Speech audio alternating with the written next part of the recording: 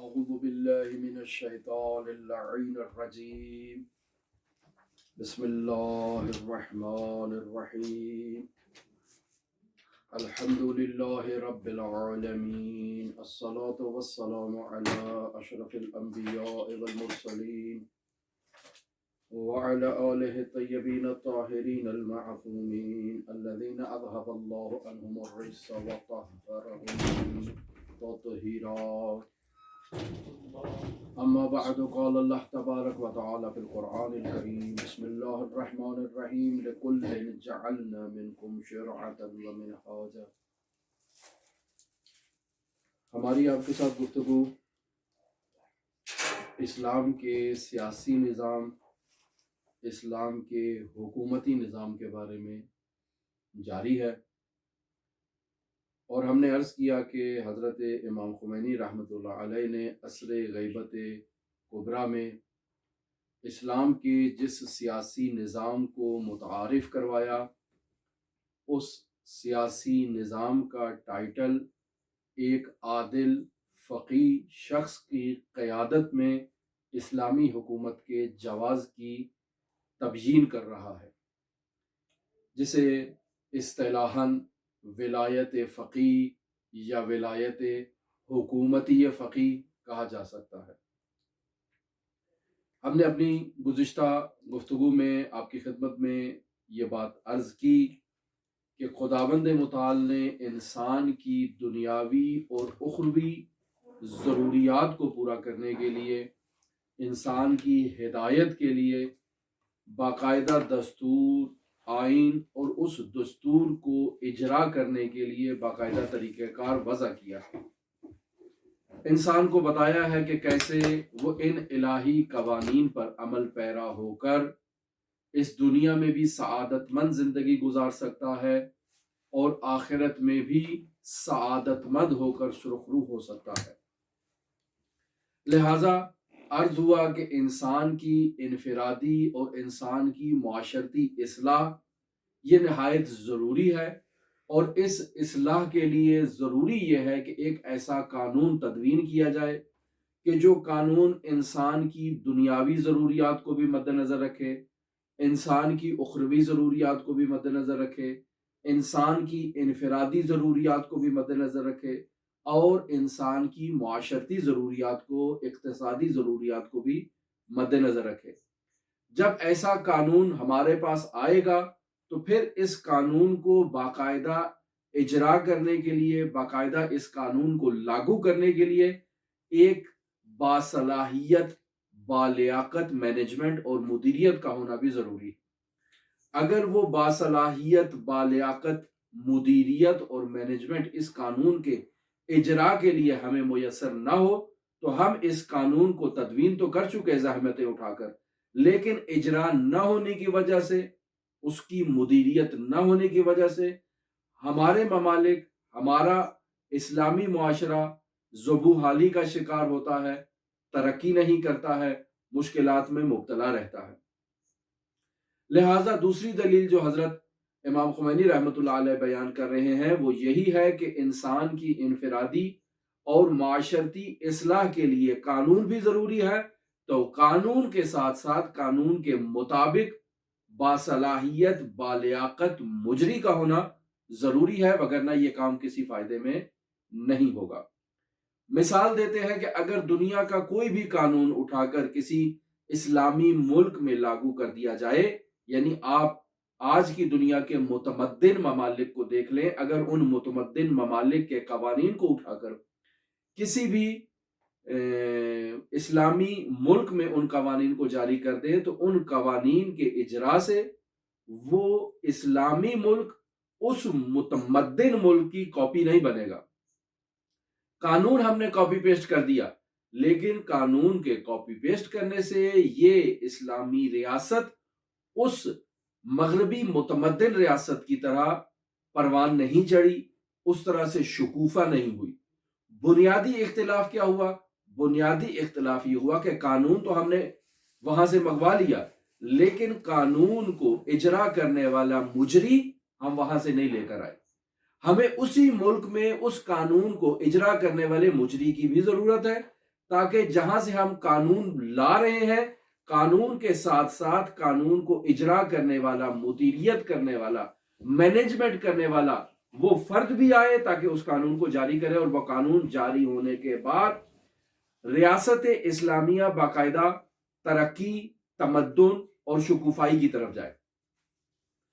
ہم کیسے کہہ سکتے ہیں کہ خداوند متعال نے ہمیں اس قدر عظیم، نایاب اور گراں بہا اسلامی قوانین دیے ہیں کہ جو انسان کی دنیاوی ضروریات کو بھی پورا رکھتے ہیں، جو انسان کی اخروی ضروریات کا بھی خیال رکھ رہے ہیں، دنیاوی ضروریات میں انسان کی انفرادی ضروریات کو بھی مد نظر رکھے ہوئے ہیں، انسان کی معاشرتی ضروریات کو بھی مد نظر رکھے ہوئے ہیں، انسان کی انفرادی اور معاشرتی اقتصادی ضروریات کو بھی مد نظر رکھے ہوئے ہیں، اور انسان کو اس خاکی جہان سے عرشی جہان تک منتقل کرنے کی صلاحیت رکھتے ہیں۔ ہم نے ان قوانین کو چھوڑ دیا، اور پھر اگر ہم ان قوانین کو دوبارہ احیا بھی کر لیں تو ان قوانین کے اجرا کے لیے باقاعدہ وہ شرائط جو مجری کے لیے انہی قوانین میں بیان کی گئی ہیں، اس کے مطابق جب تک ہم ایک باصلاحیت مجری کا انتخاب نہیں کر لیتے، وہ مجری آئے اور آ کر اس قانون کو، اس الہی قانون کو معاشرے کے اندر باقاعدہ جاری کرے، تو اب دیکھیے کہ یہ معاشرہ کیسے ترقی کرتا ہے، اب دیکھیے کہ یہ معاشرہ کیسے پروان چڑھتا ہے۔ لہٰذا ہمارے قوانین ناقص ہیں، اور قوانین کے نقص کے ساتھ ساتھ ہمارے پاس جو قوہ مجریہ پائی جا رہی ہے، جو مدیریت کے لیے ہمارے پاس افراد ہیں، ان میں بھی نقص پایا جا رہا ہے۔ لہٰذا ان دونوں کا نقص ہمارے معاشرے میں بالکل عیاں اور بالکل واضح نظر آ رہا ہے، ہم اس کو محسوس کر سکتے ہیں اپنی زندگی کے اندر۔ لہٰذا آج ہم آپ کی خدمت میں جو گفتگو کریں گے امام خمینی کی اس کتاب سے، اس میں اسلامی قوانین کی ماہیت کو آپ کے سامنے پیش کرنا چاہ رہے ہیں۔ یعنی امام خمینی رحمۃ اللہ علیہ اپنی اس کتاب ولایت فقیہ میں اسلام کے حکومتی اور معاشرتی احکام آپ کے سامنے بیان کر رہے ہیں، اور باقاعدہ آپ کو بیان کرنا چاہ رہے ہیں کہ اسلامی قوانین جہاں انسان کی انفرادی اور معاشرتی ضروریات کو سیاسی میدانوں میں بھی دیکھ رہے ہیں، معیشتی میدانوں میں بھی مد نظر رکھے ہوئے ہیں، اور ثقافتی میدانوں میں بھی مد نظر رکھے ہوئے ہیں، جب انسان ایک ایسے معاشرے میں پروان چڑھے جہاں اس کی انفرادی اور اجتماعی سیاسی ضروریات کا بھی خیال رکھا جائے، معیشتی ضروریات کا بھی خیال رکھا جائے، ثقافتی ضروریات کا بھی خیال رکھا جائے، تو ایسے معاشرے میں تربیت پانے والا انسان اسلامی تعلیمات کا ایک مجسمہ نمونہ بنے گا، اور ایسا مجسم نمونہ جب معاشرے کے اندر جائے گا تو معاشرے کو وہ گل و گلزار میں تبدیل کر دے گا۔ لہٰذا سب سے پہلے جو امام خمینی ایک فہرست کی طرف اشارہ کرتے ہیں کہ مثلا انسان میں فیملی کے احکام اسلام نے ہمارے لیے بیان کیے ہیں، شوہر کے بیوی کے ساتھ کیسے تعلقات ہونے چاہیے، بچوں کے ساتھ تعلقات کیسے ہونے چاہیے، والدین کے ساتھ تعلقات کیسے ہونے چاہیے، اپنی برادری کے ساتھ تعلقات کیسے ہونے چاہیے، ہمسایوں کے ساتھ تعلقات کیسے ہونے چاہیے، ہمسایوں سے ہٹ کے دوسری اقوام کے ساتھ، دوسرے قبیلوں کے ساتھ، دوسرے ملکوں کے ساتھ ہمارے تعلقات کیسے ہونے چاہیے، ہمیں دوسرے ملکوں کے ساتھ جنگ کس شرائط پر کرنی چاہیے، اور ان سے صلح کن شرائط پر کرنی چاہیے، ان دوسرے ممالک سے تعلقات کو کن قوانین کی بنیاد پر استوار کرنا چاہیے، یہ سب اسلام نے بیان کیا ہے۔ اسلام ہمیں تجارتی قوانین بیان کر کے دے رہا ہے، ہمیں صنعتی قوانین بیان کر کے دے رہا ہے، ہمیں زرعی قوانین بیان کر کے دے رہا ہے، ہمیں انعقاد نطفہ سے لے کر حاملگی کی جو مدت ہوتی ہے، جس مدت میں خاتون نے اس حمل کو برقرار رکھا ہے اور بچہ ابھی ماں کے اندر ہے، اس مدت کے بھی اسلام نے قوانین بیان کیے ہیں۔ پھر اسلام نے اس مدت کے درمیان کیا کھانا ہے، کس چیز کو ترک کرنا ہے، اس کے آداب بھی بیان کیے ہیں۔ پھر جب بچے کی پیدائش ہو جاتی ہے تو اسلام بتاتا ہے کہ اس بچے کو ماں نے دودھ کیسے پلانا ہے۔ پھر اسلام یہاں پر بتاتا ہے کہ اس بچے کی تربیت والدین نے کیسے کرنی ہے۔ پھر والدین کی ان تمام مراحل کو اسلام بیان کر رہا ہے۔ تو بس پہلے بھی یہ مطلب امام خمینی بیان کر چکے ہیں کہ اسلام انسان کی پیدائش سے پہلے احکام بیان کرنا شروع کرتا ہے اور اسے قبر میں اتارنے کے بعد کے بھی احکام بیان کر رہا ہے، اور اس درمیانی مدت میں انسان نے جو زندگی بسر کی ہے اس دنیا کے اندر، اس تمام مراحل میں خداوند متعال نے احکام اور قوانین کو بیان کر دیا ہے۔ جب انسان کی تربیت کے تمام قوانین، انسان کی انفرادی اور معاشرتی ضروریات سے متعلق تمام قوانین جب انسان کے لیے خداوند متعال نے بیان کر دیے ہیں، تو ان قوانین کی روشنی میں جب ایک انسان تربیت پا کر اپنے گھر سے باہر نکلے گا تو یہ انسان اسلامی قوانین کا مجسمہ بن جائے گا۔ یہ مجسمہ جب معاشرے کے اندر جائے گا تو اسلامی قوانین کا چلتا پھرتا نمونہ ہوگا، اسلامی قوانین کا متحرک مجسمہ ہوگا، اور لوگ اسے دیکھ کے یہ اندازہ لگائیں گے کہ خداوند متعال نے بشریت کے لیے اور انسان کے لیے کیا قوانین بیان کیے ہیں۔ اب اگر ہر گھر کے اندر اسلامی قوانین کے مطابق انسان کی تربیت ہونے لگے تو پھر آہستہ آہستہ پورا معاشرہ ترقی کی طرف جائے گا، تمدن کی طرف جائے گا، ثقافت کی طرف جائے گا، اور یہ پورا کا پورا معاشرہ ایسے رشد اور نمو کرے گا کہ جس کی نظیر آپ کو ریاست مدینہ میں رسول خدا صلی اللہ علیہ وآلہ وسلم کی اس خلافت الہیہ میں ملے گی کہ جو رسول خدا صلی اللہ علیہ وآلہ وسلم نے قائم کی۔ اور پھر رسول خدا صلی اللہ علیہ وآلہ وسلم کے بعد انہی تمام قوانین کو امام وقت نے، امام مبین نے بیان کرنا ہے اور ان پر عمل کروانا ہے، اور اسی طرح سے ہر دور میں جب یہ قوانین جاری ہوں گے تو اس کے بعد جب ہم آج کے دور میں پہنچیں گے غیبت کبریٰ میں، تب بھی ان قوانین کی ضرورت ہے۔ لہذا امام خمینی یہاں پر یہ بیان کرنا چاہ رہے ہیں کہ اسلام کا کوئی بھی قانون ایسا نہیں ہے جسے آپ کہیں کہ اس کی تعطیل کر دی جائے، اس کی چھٹی کر دی جائے، اسے نظر انداز کر دیا جائے چونکہ اب اس کی ضرورت اسلام کو نہیں ہے، اب معاشرے کو اس کی ضرورت نہیں ہے۔ نہیں، بلکہ قرآن نے، سنت نے بشری احتیاجات کے مطابق، انسانی ضروریات کے مطابق تمام قسم کے قوانین کو بیان کر کے یوں کھول کے انسان کے سامنے رکھ دیا ہے۔ اب یہ انسان کی زندگی، انسان کی ذمہ داری ہے اور یہ انسان کا وظیفہ ہے کہ ان قوانین پر عمل کرے۔ ارشاد ہوتا ہے قرآن مجید میں کہ یہ قرآن مجید تبیان لکل شیء، ہر شے کو بیان کر رہی ہے۔ لہٰذا ایسا نہیں ہو سکتا کہ آپ کسی مسئلے کے اوپر انگلی رکھیں، انگشت رکھیں اور کہیں کہ یہ مسئلہ قرآن مجید کے اندر بیان نہیں ہوا، یہ مسئلہ قرآن مجید میں اگر بیان ہو جاتا تو بہت اچھا تھا۔ نہیں، قرآن مجید میں ہر خشک اور تر کا ذکر موجود ہے، لیکن اس کو پڑھنے کے لیے، اس کو تبیین کرنے کے لیے امام مبین کی ضرورت ہے، اس کے لیے اس لسان کی ضرورت ہے جو لسان قرآن مجید کو جانتی ہو، جو لسان قرآنی ہو اور قرآن کے خطاب کو آشنائی رکھتی ہو، جانتی ہو اور اسے آ کر تبیین کرے، جو حضرت رسالت مآب حضرت محمد مصطفیٰ صلی اللہ علیہ وآلہ وسلم کی لسان مبارک تھی۔ ہم دیکھتے ہیں کہ حضرت امام جعفر صادق علیہ آلاف و تحیت و ثنا اسی مطلب پر باقاعدہ قسم کھا کے کہتے ہیں کہ قرآن مجید تبیان لکل شیء ہے، یعنی ہر چیز قرآن مجید میں موجود ہے۔ ارشاد فرماتے ہیں کہ ان اللہ تبارک و تعالی انزل فی القرآن تبیان کل شیء، یعنی خداوند متعال نے اپنی کتاب قرآن مجید میں ہر چیز کو کھول کر بیان کر دیا ہے آپ کے لیے۔ حتی واللہ ما ترک اللہ شیئا یحتاج الیہ العباد، حتیٰ کہ اللہ کی قسم ہر وہ چیز کہ جو بندے یہ محسوس کریں کہ اس چیز کی ہمیں ضرورت تھی اور یہ چیز کہیں ترک تو نہیں ہو گئی، فرماتے ہیں حتی لا یستطیع عبد یقول لو کان ھذا انزل فی القرآن،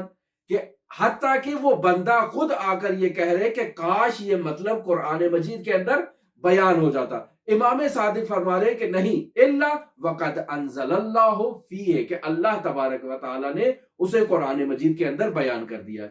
پس صادق آل محمد سچی زبان سے اس مطلب کو بیان کرنا چاہ رہے ہیں کہ قرآن مجید میں خداوند متعال نے ہر چیز کو بیان کر دیا ہے، اور یہ تبیان لکل شیء جو ہے، تبیان کل شیء، یہ ایسے مسامحہ نہیں ہے، ایسے کوئی لوگوں کو خوش کرنے والی بات نہیں ہے، نہیں، اس میں موجود ہے، لیکن اس کو استخراج کرنے کے لیے باقاعدہ ہمیں ضرورت ہے کہ ہم قرآن کے بعد اطرت کے دروازے پر آئیں، جو رسول خدا صلی اللہ علیہ وآلہ وسلم نے ہمیں تعلیم دیا کہ انی تارک فیکم الثقلین کتاب اللہ و اطرت اہل بیتی،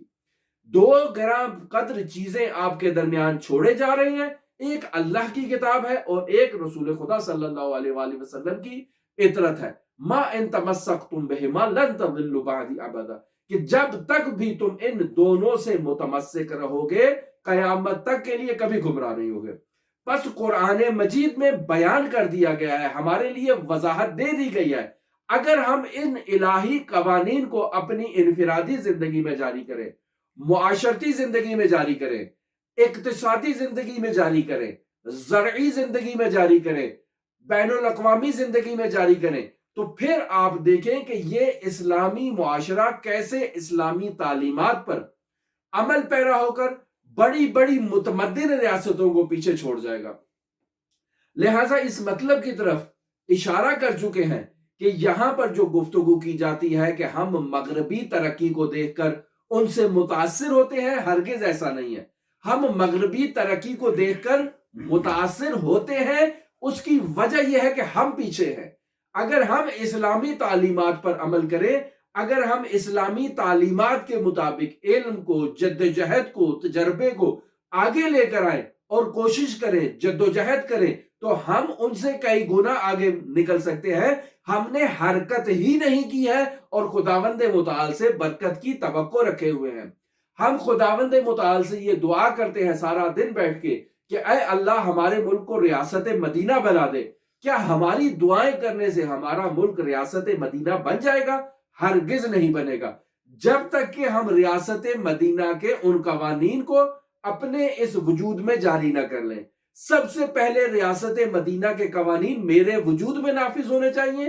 بعد میں اسے معاشرے کے اندر لے کر آؤں گا۔ لیکن اگر میرے وجود میں ریاست مدینہ کے قوانین نہیں ہیں، میرے اطراف میں بیٹھنے والے لوگوں کے درمیان ریاست مدینہ کے قوانین موجود نہیں ہے، تو میں یا میرے افراد اسے معاشرے کے اندر جاری نہیں کر سکتے۔ یہ صرف اور صرف ہماری ایک خام خیالی ہے کہ ہم ریاست مدینہ کو قائم کر سکتے ہیں۔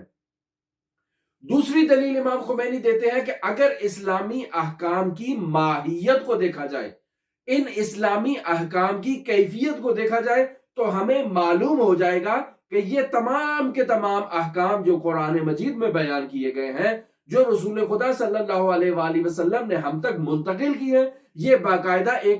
ایک حکومتی سسٹم کے بغیر قابل اجرا نہیں ہے۔ ہم نے صرف اسلام کو یہی سمجھا ہے کہ 5 وقت کی اذان دے دی جائے، مسجد میں جا کر نماز پڑھ لی جائے اور بس اسلام ختم ہو گیا، قرآن پڑھ لیا ختم ہو گیا، نہیں، بلکہ ان تمام قرآن مجید کے اندر جو مطالب بیان ہے اس کو میں اپنے وجود میں لاگو کروں اور میرے ساتھ ساتھ معاشرے کے اندر بھی جاری ہوں۔ صرف نماز تک محدود نہیں رہنا ہے، بلکہ اسلام کے ہر قانون کو جاری کرنا ہے، اور جب آپ جاری کرنے کے لیے آئیں گے تو آپ کو معلوم ہو جائے گا کہ ان قوانین کے اجرا کے لیے باقاعدہ حکومت کی ضرورت ہے، اور حکومت کے بغیر یہ قوانین جاری نہیں ہو سکتے، ممکن نہیں ہے۔ مثال دیتے ہیں کہ ان الہی قوانین کو جو ہم آپ کی خدمت میں بیان کر رہے ہیں کہ حکومت کے بغیر جاری نہیں ہو سکتے، بیان کریں، تو بیان کر رہے ہیں کہ اسلام کے مالی احکام کو دیکھ لیں۔ اسلام کے مالی احکام جو باقاعدہ اسلامی ٹیکسز سے شروع ہوتے ہیں، یعنی باقاعدہ اسلام کا مالی سسٹم۔ آپ تصور کرتے ہیں، یعنی امام خمینی اس مطلب کو بیان کر رہے ہیں کہ کیا رسول خدا صلی اللہ علیہ وآلہ وسلم نے جو خمس کا سیٹ اپ بیان کیا ہے وہ صرف اس لیے ہے کہ چند سادات کو آپ اس کے ذریعے سے کھانا کھلا دیں اور بات ختم ہو گئی؟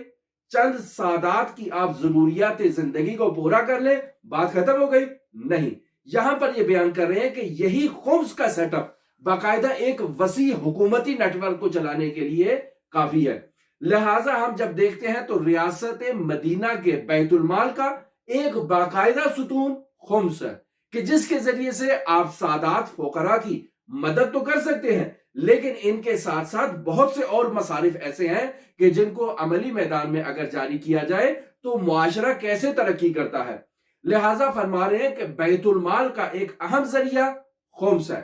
فقہ شیعہ کے مطابق خمس باقاعدہ انکم کا ایک بہت بڑا ذریعہ ہے کہ جسے اسلامی ریاست حاصل کر سکتی ہے۔ مثلا زراعت کے اوپر خمس دیا جائے، تجارت کے اوپر خمس دیا جائے، معدنی ذخائر کے اوپر خمس دیا جائے، الغرض مختصر القصہ مختصر کے تمام انسان کی انفرادی اور معاشرتی زندگی میں جو مسائل اس کو درپیش ہیں، ان تمام چیزوں میں جتنی چیزیں بھی آمدنی سے تعلق رکھتی ہیں ان تمام پر خمس ہونا چاہیے۔ جب یہ خمس ہوگا تو پھر باقاعدہ اس مطلب کو لکھتے ہیں امام خمینی کہ مسجد کے دروازے کے اوپر جو سبزی بیچ رہا ہے یہ بھی خمس ادا کرے گا، اور پھر جب آپ آگے جائیں گے تو وہ جو بڑی بڑی کشتیاں رکھتے ہیں، بڑے بڑے جہاز رکھتے ہیں، ان کے اوپر بھی خمس ہے کہ یہ خمس ادا کریں۔ جب مسجد کے دروازے پہ بیٹھنے والا سبزی بیچنے والا، بیٹھنے والا موچی یہ خمس ادا کرے، اور پھر آگے چلتے جائیں وہ بڑے بڑے کارخانوں کے مالک، بڑے بڑے جہازوں کے مالک، بڑی بڑی کمپنیوں کے مالک جب یہ خمس کو ادا کریں گے تو سوال یہ پیدا ہوتا ہے کہ اس خمس کو استعمال کہاں ہونا ہے؟ سادات کی تو ہم نے ضروریات کو پورا کر دیا، تو اب جو خمس بچا ہے اس کو کہاں استعمال کرے؟ باقاعدہ سادات کو بھی خمس دینے کے لیے ایک مینجمنٹ کی ضرورت ہوتی ہے۔ سادات کو خمس دینے کا یہ مطلب نہیں کہ آپ ان کی ایسی ضروریات پوری کر دیں کہ جس سے ان کو ایک عادت ہو جائے کہ وہ صرف بیت المال سے ہی ہمیشہ لیا کریں، نہیں، بلکہ ان کو اس قدر دے دیں کہ وہ باقاعدہ اپنے روزگار کا ایک سیٹ اپ کھڑا کر سکیں، وہ خود اس قابل ہو جائیں کہ باقاعدہ اس خمس نیٹ ورک کے اندر وہ آئے اور آ کر باقاعدہ سے خود سے خمس دینا شروع کر دیں، خود سے وہ معاشرے کو عالی اور تعالی کی طرف لے کر جائیں اور معاشرے کو کامیابی کی طرف لے کر جائیں۔ لہٰذا یہاں پر کہتے ہیں کہ اس خمس کی رقم کو صحت کے امور کے اوپر استعمال ہونا چاہیے، جو عام آج کل کے مسائل چل رہے ہیں وہاں پر اس کو استعمال ہونا چاہیے، کہ جہاں آج کے دور میں آج کے معاشرے میں ہر آدمی کسی نہ کسی مرض میں مبتلا ہے تو اسے اپنے علاج کے لیے باقاعدہ سرمایہ کی ضرورت ہے۔ اس سرمایہ کو فراہم کیا جا سکتا ہے اسی بیت المال کے ایک بہت اہم ستون سے کہ جس کا نام ہے خمس۔ ہم اپنی ثقافتی ضروریات کو پورا کر سکتے ہیں اسی خمس کے ذریعے سے، یعنی اسلامی تعلیمات پر مشتمل بہت سارے ایسے مسائل ہیں کہ جن کی اوپر سرمایہ کاری کر کے باقاعدہ انہیں خمس کے ذریعے سے منظر عام پر لایا جا سکتا ہے، یعنی قرآن مجید کی تعلیمات کو باقاعدہ ویڈیو گیمز کے ذریعے سے، باقاعدہ ویڈیوز کے ذریعے سے لوگوں تک پہنچایا جائے تاکہ وہ باقاعدہ اس چیز کو اپنی زندگی میں محسوس کریں، ان کو معلوم ہو کہ اسلام اس بارے میں کیا کہتا ہے، اور اس چیز کے لیے باقاعدہ خمس کا استعمال کیا جا سکتا ہے، یا باقاعدہ دفاعی بجٹ کو خمس کے اوپر مرتب کیا جا سکتا ہے۔ کیوں؟ چونکہ اسی دفاع کے ذریعے سے بعزت الاسلام کا دفاع ہوگا، یعنی اسلامی ریاست کا دفاع ہوگا، اور باقاعدہ بعزت الاسلام کے دفاع کے لیے اسلام نے قوانین بیان کیے ہیں، اسلامی ریاست کے دفاع کے لیے قوانین بیان کیے ہیں، اسلامی سرحدوں کے دفاع کے لیے قوانین بیان کیے ہیں، تو یہ سرمایہ کہاں سے آئے گا؟ یہ سرمایہ اسی بیت المال سے آئے گا۔ پھر اس کے علاوہ اسلامی ریاست کو جس انفراسٹرکچر کی ضرورت ہے اس کو بھی خمس کی بنیاد پر کھڑا کیا جا سکتا ہے۔ تو بس آپ دیکھ لیں کہ کیسے یہ خمس جو ہماری فقہی کتابوں میں درج ہے، اسے دریاؤں میں ڈالنے سے بہتر ہے، اسے زمین میں دفن کرنے سے بہتر یہ ہے کہ ہم اپنی اجتماعی ضروریات میں اسے استعمال کریں۔ لہٰذا وہ تمام روایات جو کہیں آپ کو کہ اسے دریا میں ڈال دو، وہ تمام روایات جو کہیں کہ اسے آپ زمین میں دفن کر دو، انہیں تقیہ پر حمل کیا جائے، انہیں معاشرے کی عدم ضرورت کے اوپر حمل کیا جائے، ان تمام روایات کو ایک جامع الشرائط ولی فقیہ کی سرپرستی میں اس سیٹ اپ کو قائم کیا جائے تاکہ باقاعدہ طور پر معاشرہ اس بیت المال کے ذریعے سے کمال تک پہنچے اور اس خمس کے ذریعے سے کمال تک پہنچے۔ پھر اسلام نے باقاعدہ اسی خمس کی حفاظت کے بھی قوانین تدوین کر رکھے ہیں، یعنی ایسا نہیں ہے کہ آپ باہر سے خمس لا کر اس موچی سے، سبزی فروش سے، اس کشتی والے سے پیسے لا کر بیت المال میں جمع کرتے جائیں اور یہاں سے ایک آدمی بریف کیس بڑھے اور لندن چلا جائے، فرانس چلا جائے، جرمنی چلا جائے اور اپنے وہاں کے اکاؤنٹس پورے کر دے۔ نہیں، اسلام نے باقاعدہ اس بیت المال کی حفاظت کے لیے اور باقاعدہ اس بیت المال کو عملی میدان میں جاری کرنے کے لیے تمام قوانین کو بیان کیا ہے۔ ہم ان قوانین سے غافل ہیں، کیوں؟ چونکہ ہم ان قوانین میں دلچسپی نہیں رکھتے، ہم ان قوانین کو پڑھتے نہیں ہیں۔ یہ قوانین باقاعدہ ہمارے ممبروں سے، ہماری مجالس سے، ہماری گفتگو میں ان کا تذکرہ نہیں ہوتا۔ اگر ان کا تذکرہ ہو بھی جائے تو ہم انہیں باقاعدہ ایک حکومتی سیٹ اپ میں لانے کے بارے میں سوچتے ہی نہیں ہیں۔ اگر کوئی سوچنا چاہے تو فوراً ذی نفع افراد آ کر اس کی مخالفت شروع کر دیتے ہیں۔ یعنی وہ افراد جو باقاعدہ ان بیت المال سے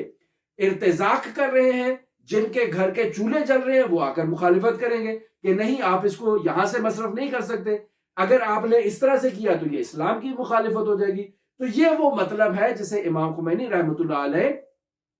اپنی اس کتاب ولایت فقیہ میں بیان کر رہے ہیں کہ کیسے آپ اس خمس کے ذریعے سے بیت المال کو ارتزاق کر سکتے ہیں، بیت المال کا جو ایک بڑا جو بجٹ ہے اس خمس کے اوپر کھڑا کر سکتے ہیں۔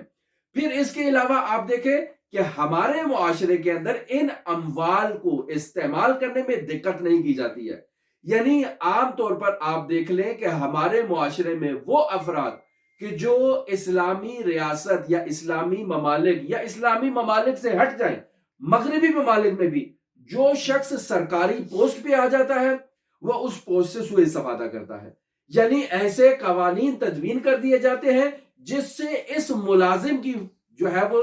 فوائد اور نفع میں اضافہ ہوتا جائے اور عوام کی جیب سے سرمایہ نکال کے اس کو دے دیا جائے۔ مثلا اگر آپ دیکھ لیں کوئی شخص ریلوے کا ملازم ہے تو قانون بنایا جاتا ہے کہ یہ ساری زندگی مفت سفر کرے گا، اس کے بچے مفت سفر کریں گے، اس کا پورا خاندان مفت سفر کرے گا۔ یہ پورا خاندان، اس کے بچے، یہ سارا پتہ نہیں کہاں کہاں تک سفر کریں گے، تو یہ کہاں سے پیسہ، اس کا بجٹ کہاں سے آئے گا؟ بیت المال سے۔ بیت المال میں وہ پیسہ کون دے گا؟ میں دوں گا، آپ دیں گے۔ ہم کسی کے اخراجات کو کیوں پورا کریں؟ اس نے اگر سفر کرنا ہے تو وہ خود اپنی جیب سے سرمایہ خرچ کرے اور جائے۔ جہاں ایک عام آدمی میرے جیسا ایک شہر سے دوسرے شہر تک جانے کے لیے باقاعدہ کرایہ خرچ کرتا ہے، تو ریلوے کے ملازم کے لیے بھی ضروری ہے کہ باقاعدہ کرایہ خرچ کر کے جائے، تاکہ اسے احساس ہو کہ معاشرے کا محروم طبقہ کیسے سفر کرتا ہے اور وہ اپنے ادارے کے اندر ان نقائص کو برطرف کرے جب وہ خود معاشرے کے اندر رہ کے زندگی گزارے گا۔ یا قانون تدوین کیا جاتا ہے کہ ان کو میڈیکل فری ہوگا۔ بھئی کیوں ان کو میڈیکل فری ہوگا؟ معاشرے کا ٹیکس دہندہ باقاعدہ جا کر اپنی جیب سے ڈاکٹر کی فیس دیتا ہے، دوائیوں کی فیس دیتا ہے، لیکن ایک سرکاری ملازم اس کو میڈیکل فری ہو۔ کیوں میڈیکل فری ہو؟ اسلام اس قسم کے امتیاز کا قائل نہیں ہے۔ اسلام کی نظر میں تمام افراد بالکل مساوی ہیں۔ اگر میڈیکل فری ہونا ہے تو تمام عوام کا میڈیکل فری ہونا چاہیے۔ اگر سفری سہولیات مفت ہونی چاہیے تو پوری عوام کو سفری سہولیات مفت ہونی چاہیے۔ اگر تنخواہوں کی بات کر لی جائے تو تنخواہوں میں بھی عدالت ہے۔ رسول خدا صلی اللہ علیہ وآلہ وسلم نے ریاست مدینہ میں ملازمین کی تنخواہوں کو عدالت کے اوپر برقرار کیا تھا۔ یہ بعد میں ظلم ہوا اسلام کے اوپر کہ جسے اس نابرابری میں اور ظلم میں تبدیل کر دیا گیا۔ تمام تنخواہیں مساوی ہونی چاہیے۔ اب اگر ایسا نظام اسلامی رائج ہو جائے تو یہ خمس بے جا استعمال نہیں ہوگا، یہ بے درخت بھی استعمال نہیں ہوگا، یہ درست اپنی جگہ پر اور اپنے محل میں اور اپنے مطلب میں استعمال ہوگا۔ لہٰذا ایک اہم مطلب جس کی طرف امام خمینی رحمۃ اللہ علیہ اشارہ کر رہے ہیں کہ بہت کم اس مطلب کی طرف جو ہے نا وہ لوگوں نے اشارہ کیا ہے، اور روایت ہے حضرت امام موسیٰ کاظم علیہ آلاف و تحیت و ثنا کی۔ اللہم صلی علی محمد عرض فرماتے ہیں کہ اگر ایک شخص نے خمس ادا کر دیا ہے، ریاست مدینہ کو خمس دے دیا ہے، لیکن اب اس کے پاس رقم بچ گئی ہے جو اس کے استعمال کے لیے نہیں ہے، یعنی اسے اس رقم کی ضرورت نہیں ہے، اس کی بچت کا حصہ ہے، تو یہاں باقاعدہ فرماتے ہیں کہ اس رقم کو بھی اسلامی ریاست کو تقدیم کر دیا جائے، تاکہ اس کی ضرورت تو نہیں ہے، اس طرف سے اسلامی ریاست کو ضرورت ہے، اسلامی ریاست اس رقم کو خرچ کرے، جب یہ شخص محتاج ہو تو باقاعدہ اسلامی ریاست سے اس رقم کو واپس لے لے۔ تو اس مطلب کو جسے امام موسیٰ کاظم نے اس دور میں بیان کیا، آج کے دور میں اسے مروجہ بینکنگ سسٹم میں بہت احسن انداز میں اسلامی قواعد و ضوابط کے مطابق ڈھالا جا سکتا ہے۔ لہٰذا اصول کافی جلد نمبر 1 صفحہ نمبر 540 کے اندر یہ مطلب، جہاں امام موسیٰ کاظم عن عبداللہ صالح علیہ السلام سے یہ روایت ہے، جہاں خمس کے مصارف بیان کر رہے ہیں وہاں اس مطلب پر پہنچتے ہیں فَإِنْ فَضَلَ عَنْهُمْ شَيْءٍ فَهُوَ لِلْوَالِي، یعنی خمس ادا کرنے کے بعد اگر خمس دہندہ کے پاس کچھ رقم بچ جاتی ہے جو اس کی ضروریات سے اضافی ہے تو فرماتے ہیں فَهُوَ لِلْوَالِي، تو اس کے لیے ضروری ہے کہ اس رقم کو اٹھا کر حکومت کو دے دے کہ بھئی یہ میری ضرورت سے زائد ہے، آپ اپنی ضروریات پوری کر لیں۔ وَإِنْ عَجَزَ أَوْ نَقَصَ عَنْ اسْتِغْنَائِهِمْ، یعنی جب یہ شخص عاجز ہو جائے یا اس کے اندر کوئی نقصان پیدا ہو جائے، یعنی اس کے پاس مال میں کمی ہو گئی ہے، نقص ہو گیا ہے، تو کان علی الوالی ان ينفق من عنده، تو والی کے لیے ضروری ہے کہ اپنے بینک اکاؤنٹ سے اس شخص کی ضرورت کو پورا کرے۔ کیوں؟ چونکہ ضرورت کے وقت اس نے اسلامی ریاست کو مال دیا تھا، آج اسلامی ریاست کی ذمہ داری ہے کہ اسے وہ مال اٹھا کر واپس کرے۔ کہاں تک اٹھا کر دے؟ بقدر ما یستغنون بہ، اس مقدار میں اسے دے جس سے وہ غنی ہو جائے، جس سے اس کی ضرورت پوری ہو جائے، جس سے اس کا نقصان پورا ہو جائے۔ تو اب آپ دیکھیں کہ کیسے اسلامی تعلیمات میں اس مطلب کو بھی ذکر کیا گیا ہے۔ مثلا اگر ایک شخص کے پاس 1,00,000 بچت ہے، بچت یعنی اس نے اپنی زندگی کے تمام اخراجات پورے کر لیے ہیں، 1,00,000 اس کے پاس اضافی رقم آ گئی ہے، اس 1,00,000 اضافی رقم جو اس کی منفعت ہے اس میں سے اگر وہ 20,000 اٹھا کر خمس کے طور پر دے دیتا ہے اور باقی 80,000 اس کی ضرورت کے نہیں ہے، تو اس 80,000 کو باقاعدہ وہ ریاست مدینہ کے بینک میں جمع کروا سکتا ہے تاکہ ریاست مدینہ اس رقم سے باقاعدہ طور پر استفادہ کرے، اپنی اجتماعی، معاشرتی اور اقتصادی ضروریات کو پورا کرے۔ جب اس شخص کو ضرورت پوری ہو جائے، ضرورت پیش آئے، تو یہ ریاست مدینہ کے اسی بینک اکاؤنٹ میں جائے اور جا کر کہے کہ میں نے آپ کو اتنا رقم دی تھی، اس میں اگر افراط زر آپ نے ڈالا ہے تو وہ جبران کر کے مجھے رقم واپس کر دی جائے۔ تو کس قدر خوبصورت حضرت امام موسیٰ کاظم علیہ آلاف و تحیت وثنا کی اس روایت کو مروجہ بینکنگ سسٹم میں رائج کیا جا سکتا ہے، جس سے شخص کی بھی ضروریات پوری رہیں، اس کا ریاست پہ بھی اعتماد برقرار رہے، ریاست کی ضروریات بھی پوری ہو جائیں، اور جب شخص کو ضرورت ہو تو ریاست اسے واپس وہ رقم لوٹا دے، بلکہ افراط زر کا بھی جبران کر دے۔ لہٰذا کس قدر انمول سسٹم ہے کہ جسے باقاعدہ ولایت فقیہ کے تحت، باقاعدہ اسلامی ریاستی نظام کے تحت نافذ کیا جا سکتا ہے۔ لیکن نہایت افسوس ہوتا ہے کہ آج کل ہمارے معاشرے کے اندر، ہمارے علاقوں کے اندر جب ہم دیکھتے ہیں کہ اس قدر خوبصورت سیٹ اپ امام خمینی نے متعارف کیا اسلامی تعلیمات سے نکال کر، روایات اہل بیت علیہ السلام سے نکال کر ہمیں عطا کیا، لیکن ہم ہیں کہ امام خمینی کی تعلیمات کو ایک الٹے راستے پر لے کر جا رہے ہیں، ہم امام خمینی کو ہی بدنام کرنا چاہ رہے ہیں پاکستان کے اندر یا مختلف دنیا کے علاقوں کے اندر، ایسی باتیں ان کی طرف منسوخ کریں گے کہ ان کی روح کانپ جائے گی۔ یعنی اگر میں حضرات اہل بیت علیہ السلام کی شان میں، فضیلت میں ایسی روایت بیان کروں جو درست ہے، حق ہے، اس میں کسی قسم کا سنتی مشکل نہیں ہے، تو مجھے غالی کہا جائے گا۔ لیکن آئے امام خمینی کے اوپر کہ اسے سلمان زمان کہا جاتا ہے، اسے ابو ذر زمان کہا جا سکتا ہے، اسے داؤد زمان کہا جاتا ہے، تو ان باتوں پہ خود امام خمینی کے رونگٹے کھڑے ہو جاتے تھے۔ آپ باقاعدہ ملاحظہ کریں کہ جب ان کے سامنے کوئی ایسے القاب بیان کرتا تھا تو وہ استغفار کرتے تھے۔ وہ لوگ کہتے ہیں کہ ہم حضرت سید الاوصیاء امیر المؤمنین علی ابن ابی طالب کے دروازے پہ کھڑے ہوئے ان کے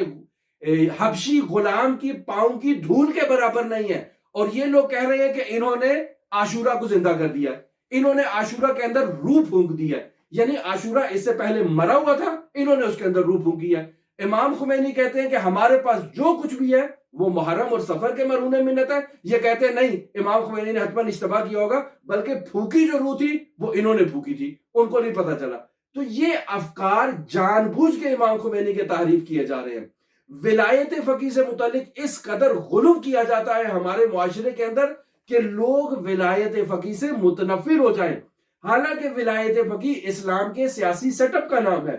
اسلام کے حکومتی نظام کا نام ہے۔ یہ اسلام کا حکومتی نظام اگر دنیا کے کسی بھی ملک میں رائج ہو تو اس سے وہ ملک اسلامی تعلیمات کے مطابق ترقی کرے گا، پروان چڑھے گا، شکوفائی اختیار کرے گا۔ لیکن بجائے اس کے کہ ہم ان تعلیمات کو درست بیان کریں، ان میں تحریف کرنا شروع کر دیتے ہیں، ان تعلیمات کو غلط رنگ دے کر غلط انداز کے ساتھ معاشرے کے اندر بیان کرتے ہیں تاکہ معاشرہ ان تعلیمات سے حساس ہو جائے، دور ہو جائے اور ان کے قریب نہ آئے۔ تو اب آپ دیکھیں کس قدر خوبصورت بیان امام موسیٰ کاظم علیہ اعلیٰ تحیت و ثنا سے امام خمینی لے کر آئے، جو بہت اچھے انداز میں آج کل کی اسٹیٹ بینک کی اسلامی پالیسی کے تحت استعمال کیا جا سکتا ہے، اور گھر گھر میں جو افراد کے پاس راکد سرمایہ موجود ہیں، ان سرمایوں کو متحرک کیا جا سکتا ہے، کئی لوگوں کو روزگار دیا جا سکتا ہے، کئی بند کارخانوں کو دوبارہ کھولا جا سکتا ہے، اور ملک کے اقتصادی سرکل میں ایک ایسی ترقی آئے گی کہ جس کا اندازہ نہیں لگا سکتے۔ ہم ان مطالب کو بیان کرنے کی بجائے ہم آ کر کہتے ہیں کہ امام خمینی کے پاس ولایت تکوینی، امام خمینی کے پاس یہ، امام خمینی کے بھئی کبھی اس نے اپنی زندگی میں ان مطالب کو ذکر نہیں کیا، تصور تک نہیں کیا۔ ہم ان کی طرف ایسی باتوں کو نسبت دے کے خود اس کی توہین کر رہے ہیں، وہ ایسی باتیں نہیں کہہ رہا۔ اسلام کا دوسرا اہم مالی سسٹم جو ہے وہ جزیہ کا ہے۔ جزیہ کسے کہتے ہیں؟ یعنی وہ اہل کتاب جو اسلامی سٹیٹ میں آتے ہیں، اسلامی ریاست میں آتے ہیں اور اسلامی ریاست سے سپورٹ کا مطالبہ کرتے ہیں، کہتے ہیں کہ آپ ہمیں شہریت دیں، ہم آپ کے ملک میں رہنا چاہتے ہیں، آپ کے قوانین پر عمل کریں گے، اور آپ جو ہمیں سیکیورٹی فراہم کر رہے ہیں اس کے بدلے میں ہم آپ کو کچھ رقم دیتے ہیں، کچھ مال دیتے ہیں، کچھ پراپرٹی دیتے ہیں، کوئی چیز دیتے ہیں۔ تو جب ایسی سسٹم کے تحت اسلامی ریاست کے پاس اہل کتاب آئیں گے اور وہ جو رقم فراہم کریں گے وہ جزیہ کہلائے گی، اور وہ باقاعدہ طور پر اسی سیٹ اپ کے اندر اور بیت المال کے اندر استعمال ہوگی۔ پھر اسلام کا ایک اہم سیٹ اپ جو ہے وہ خراج کا ہے، یعنی یہ بہت وسیع و عریض پراپرٹی جو زمینیں پڑی ہوئی ہیں، جن پر کھیتی باڑی بھی ہوتی ہے، جن پہ کشاورزی بھی ہوتی ہے، باقاعدہ ان کا ٹیکس ہونا چاہیے۔ یہ اسلامی ریاست کے اندر ہیں، شخص کی انفرادی ضروریات سے زائد ہیں۔ ہم دیکھتے ہیں کہ بعض زمینداروں کی اتنی زمینیں ہیں کہ اگر 2-3 گھنٹے بھی ٹرین چلتی رہے تو ان کی زمینیں ختم نہیں ہوتی ہیں، لیکن سوال یہ پیدا ہوتا ہے کہ کیا اس زرعی اراضی کا وہ ٹیکس اسلامی ریاست کو دے رہے ہیں؟ ہرگز نہیں دے رہے۔ اگر دے رہے ہوتے تو اسلامی ریاست ترقی کی طرف جاتی۔ تو یہ قوانین بغیر حکومت کے اجرا نہیں ہو سکتے، یعنی اگر خمس کا نظام نافذ کرنا ہے باقاعدہ ان شرائط کے مطابق تو حکومت کی ضرورت ہے، اگر جزیے کا سیٹ اپ نافذ کرنا ہے تو حکومت کی ضرورت ہے، خراج وصول کرنا ہے زمینداروں سے تو حکومت کی ضرورت ہے۔ اسی طرح مزارع ہیں جو بہت بڑی زمینیں ہیں، حیوانات ہیں، ان کے اوپر بھی ٹیکسز وصول کیے جا سکتے ہیں۔ تو ہر وہ چیز جس سے اسلام اور مسلمین کی سربلندی ہو، ہر وہ چیز جس سے اسلام اور مسلمین ترقی کریں، اسے معاشرے کے اندر رائج ہونا چاہیے، اور اسے رائج کرنے کے لیے انہی اسلامی احکام اور اسلامی تعلیمات کا سہارا لینا چاہیے۔ پھر ہم اگلی دلیل کی طرف جاتے ہیں جس میں امام خمینی کہتے ہیں کہ باقاعدہ حکومت کی ضرورت ہے۔ وہ اسلام کا قومی ڈیفنس سسٹم ہے کہ جس کے احکام باقاعدہ ہماری فقہی کتابوں میں بیان کر دیے گئے ہیں۔ یہ قومی ڈیفنس سسٹم کہ جس کے تحت باقاعدہ اسلام کی اور اسلامی نظام کی حفاظت ہوگی، اسلامی بلاد کی حفاظت ہوگی، اسلامی سرزمین باقاعدہ مستقل طور پر کفار سے مستقل طور پر وہ اپنے اسلامی احکام کو جاری کریں گی۔ تو اس کے لیے کس چیز کی ضرورت ہے؟ یہ تمام جو ہم نے آپ کی خدمت میں بیان کیے اسلام کا مالی سسٹم، یہ مالی سسٹم جہاں انسان کی ثقافتی ضروریات پر خرچ ہوگا، جہاں سیاسی ضروریات پر خرچ ہوگا، جہاں انسان کی روزمرہ صحت و حفظان صحت کے مسائل پر استعمال ہو رہا ہے، وہی اس بجٹ کو ایک وسیع حصے کو قومی ڈیفنس سسٹم کے تحت بھی استعمال ہونا چاہیے۔ لہٰذا ہم دیکھتے ہیں کہ خداوند متعال بھی اس مطلب کی طرف اشارہ فرما رہا ہے۔ وَأَعِدُّوا لَهُم مَّا اسْتَطَعْتُم مِّن قُوَّةٍ وَمِن رِّبَاطِ الْخَيْلِ تُرْحِبُونَ بِهِ عَدُوَّ اللَّهِ وَعَدُوَّكُمْ، یعنی باقاعدہ طور پر آپ اسلحہ فراہم کریں، تازہ دم گھوڑے جو باقاعدہ تیار ہوں جنگ لڑنے کے لیے، ان کی کثرت اپنے پاس فراہم کریں۔ جب آپ کے پاس اسلحے کی ایک وسیع ڈیپو موجود ہے، جب آپ کے پاس گھوڑوں کا اور ایسے اونٹوں کا کہ جو باقاعدہ جنگ میں استعمال ہو سکتے ہیں، ایک وسیع آپ کے پاس ایک سیٹ اپ موجود ہے، تو آپ کی اس طاقت کو دیکھ کر آپ کا ذاتی دشمن بھی آپ سے ڈرے گا اور آپ کے اس طاقت کو دیکھ کر اللہ کا دشمن بھی آپ سے ڈرے گا۔ تو بس اسلامی اسٹیٹ اور اسلامی ریاست اس طاقت کو اپنے پاس لے کر آئے تاکہ دشمن خدا مرعوب ہو، اس سے دشمن خدا وحشت زدہ ہو۔ آج ہم دیکھ رہے ہیں کہ ہماری اسلامی ریاستیں جا کر اسرائیل کے ساتھ ایگریمنٹ کر رہی ہیں، تو اس کی بنیادی وجہ کیا ہے؟ اس کی بنیادی وجہ یہ ہے کہ یہ نکمے لوگ اپنا دفاع نہیں کر سکتے، ان کے پاس دفاعی قوت ہی نہیں ہے، یہ خوف زدہ ہے اسرائیل سے۔ انہیں معلوم ہے کہ اگر ہم نے اپنے پاس اپنی ضرورت کی اور اپنی دفاع کے لیے کچھ سامان تہیا کیا تو یہ ہمارے اوپر حملہ کر سکتے ہیں، لہٰذا خوف میں ہی یہ کانپنے لگتے ہیں اور اپنے ڈیفنس کے لیے وسائل تہیا نہیں کرتے ہیں، اور مجبور ہو جاتے ہیں کہ اس کے گھٹنے جا کر تھامیں اور باقاعدہ جا کر ایسے شرمناک قسم کے ایگریمنٹ اس کے ساتھ کریں اور باقاعدہ اسلام کے وہ بنیادی مسائل کو نظر انداز کر دیں۔ آج کے دور میں اسلام کے بنیادی مسائل میں یہی مسئلہ ہمارا فلسطین کا مسئلہ ہے، یہی ہمارا یمن کا مسئلہ ہے، یہی ہمارا کشمیر کا مسئلہ ہے۔ یہ مسائل کب حل ہو سکتے ہیں؟ کہ جب اسلامی اسٹیٹ اور اسلامی ریاستیں مضبوط ہوں، جب اسلامی ریاستیں مستقل ہوں، اپنے دفاع کی صلاحیت رکھتے ہوں۔ اسلحے کا ہرگز یہ مطلب نہیں ہے کہ اسلام جنگ پسند ہے، اسلحے کا ہرگز مطلب نہیں ہے، توانائی کا ہرگز یہ مطلب نہیں ہے کہ اگر اسلام کے پاس توانائی ہے تو اس کا اگلا سٹیپ یہی ہونا چاہیے کہ وہ حملہ کر دے، نہیں، بلکہ اسلام اپنی اس طاقت سے دوسروں کو خوف زدہ کر رہا ہے، مرغوب کر رہا ہے، تاکہ وہ اسلامی ریاست کی طرف میلی آنکھ سے نہ دیکھیں، تاکہ وہ اسلامی ریاست کو اس کے احترام کے ساتھ دیکھیں۔ پھر اگلا مرحلہ جسے آ کر ضروری سمجھتے ہیں کہ اسلام کے بہت سے ایسے اجتماعی قوانین ہیں، مثلا دیات کے مسائل ہیں، باقاعدہ کسی شخص نے کسی شخص کو خطا میں قتل کر دیا، تو اب یہ شخص جو بے گناہ مارا گیا اور خطا میں مارا گیا، کسی روڈ ایکسیڈنٹ میں بالفرض قتل ہو گیا، باقاعدہ اس کی دیت اس کے ورثہ کو دینی چاہیے۔ یہ کون لے گا، کون دے گا؟ یہ کام ریاست مدینہ کا ہے، یہ کام اسلامی ریاست کا ہے۔ روڈ ایکسیڈنٹس میں جتنے افراد بھی مر جاتے ہیں، جتنے افراد بھی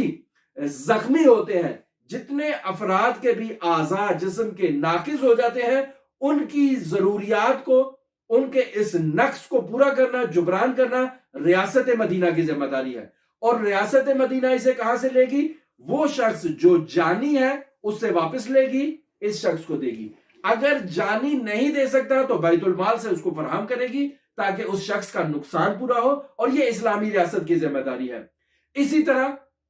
حدود کے مسائل ہیں، باقاعدہ اگر کسی شخص نے شراب پی ہے، باقاعدہ اگر کسی شخص نے زنا کیا ہے تو اسے کوڑے لگانے چاہیے۔ وہ کون لگائے گا؟ مسجد کا مولوی صاحب نہیں کر سکتا ہے، اس کے لیے ریاست مدینہ قائم کرنا ہوگی، اور وہ ریاست مدینہ باقاعدہ آ کر اسٹیٹ کی اس مدعیت میں باقاعدہ آ کر احقاق حق کرے گی اور اسلام کی سربلندی کے لیے اس قانون کو جاری کرے گی، تاکہ معاشرے کے اندر دوبارہ کوئی شخص شراب نوشی نہ کرے، دوبارہ کوئی شخص جو ہے وہ زنا نہ کرے۔ لیکن آج ہمیں افسوس ہوتا ہے کہ ریاست مدینہ میں جب شراب کی حرمت کی بات ہوتی ہے تو خود ریاست مدینہ کے دعوے دار کھڑے ہو جاتے ہیں کہ نہیں، اس کے ہولڈر، اس کے لائسنس ملنے چاہیے، اس کے پرمٹ جاری ہونے چاہیے۔ بھئی کیوں جاری ہونے چاہیے؟ کس کے لیے جاری ہونے چاہیے؟ مسلمانوں کے نزدیک تو یہ جائز نہیں ہے،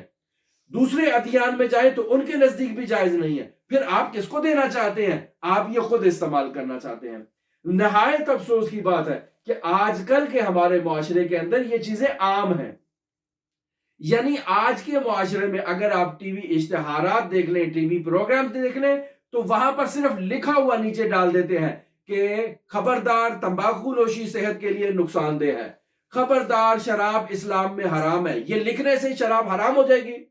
کیا لکھنے سے عمل ہو جائے گا؟ خود آپ شراب پیتے ہوئے شخص کو دکھا رہے ہو اور نیچے لکھ رہے ہو کہ شراب پینا حرام ہے، سگریٹ پیتے ہوئے شخص کو دکھا رہے ہو، نیچے لکھ رہے ہو کہ سگریٹ نوشی، تمباکو نوشی صحت کے لیے نقصان دہ ہے، خود سگریٹ کا اشتہار دے رہے ہو اور لکھ رہے ہو کہ صحت کے لیے نقصان دہ ہے۔ یہ ریاست مدینہ کی سیاسی پالیسیوں سے منافات رکھتا ہے۔ ریاست مدینہ ایسے نہیں چلتی، اور نہ ہی ریاست مدینہ ان قوانین کو ایکسپٹ کر سکتی ہے۔ لہٰذا اگلا مسئلہ آتا ہے قصاص کا. ریاست مدینہ میں باقاعدہ طور پر قصاص جاری ہونا چاہیے. خداوند متعال سورہ بقرہ کی آیت نمبر 179 میں ارشاد فرما رہا ہے وَلَكُمْ فِي الْقِصَاصِ حَيَاتٌ يَا أُولِي الْأَلْبَابِ، یعنی تم ظاہراً دیکھ رہے ہو کہ ایک شخص کو تختہ دار پر لٹکایا جا رہا ہے کہ اس نے کسی بے گناہ کا قتل کیا ہے، لیکن اس ایک شخص کو لٹکانے سے پورے معاشرے کو حیات مل جائے گی. لہٰذا قرآن واضح طور پر کہہ رہا ہے کہ لَكُمْ فِي الْقِصَاصِ حَيَاتٌ، حیات ہے اس کے اندر، لیکن ہم اس حیات کو درک نہیں کر رہے. ہم اس حیات کو اپنے پاؤں اور اپنی جوتی کی نوک پر رکھتے ہیں اور کہتے ہیں کہ نہیں، ہم نے پھانسیوں کا قانون جو ہے وہ جاری نہیں کرنا ہے، ہم نے قصاص کے قوانین کو جاری نہیں کرنا ہے. اسی وجہ سے ہمارے معاشرے کے اندر یہ فساد جو دیکھنے میں آ رہا ہے یہ دیکھنے میں آتا ہے. لہٰذا امام خمینی رحمۃ اللہ علیہ نے اپنی آج کی اس گفتگو میں جو ہم نے نقل کیا ہے، ہم نے تمام مطالب اس کتاب سے آپ کی خدمت میں نقل کی ہیں، مطالب ہمارے نہیں ہیں. آخری مطلب جو امام خمینی نے بیان کیا ہے تمام گفتگو کا خلاصہ، وہ خلاصہ آ کر یہاں پر ختم ہوتا ہے کہ اسلامی قوانین صرف نماز تک محدود نہیں ہے، روزے تک محدود نہیں ہے جو انسان کی انفرادی حیثیت رکھتے ہیں، بلکہ اسلامی قوانین عمومی قوانین ہیں، اسلامی قوانین اجتماعی قوانین ہیں، اسلامی قوانین سیاسی قوانین ہیں، اسلامی قوانین معاشرتی اور ثقافتی قوانین ہیں. یہ نماز، یہ روزہ جسے ہم انفرادی قوانین سمجھ رہے ہیں، یہ بھی انفرادی نہیں، یہ بھی اجتماعی ہے. منتہا ہم نے اس کے اجتماعی فلسفے کو معاشرے کے اندر بیان نہیں کیا ہے اور اس اجتماعی فلسفے کو خود بھی درک نہیں کیا ہے، جس وجہ سے ہم مشکلات کا شکار ہیں. ہماری آپ کے ساتھ گفتگو حضرت امام خمینی رحمۃ اللہ علیہ کی کتاب ولایت فقیہ پر جاری ہے. اگر آپ دلچسپی رکھتے ہیں تو اس گفتگو کو سن بھی سکتے ہیں، اور اگر کوئی سوال ہو تو ہم اسی کتاب کی روشنی میں آپ کی خدمت میں بیان بھی کریں گے. اللہم صلی علی محمد و آل محمد وعجل فرج قائم آل محمد. اللهم صل على محمد